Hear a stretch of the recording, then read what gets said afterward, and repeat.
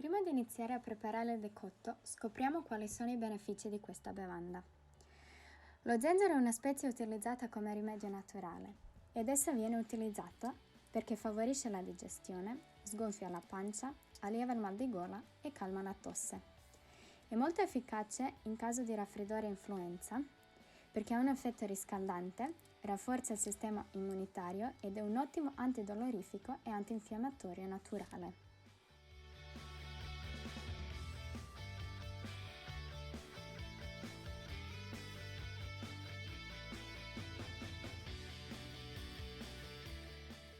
Per la preparazione vi servirà un coltello, un pentolino, la radice di zenzero, 250 ml d'acqua e infine metà limone.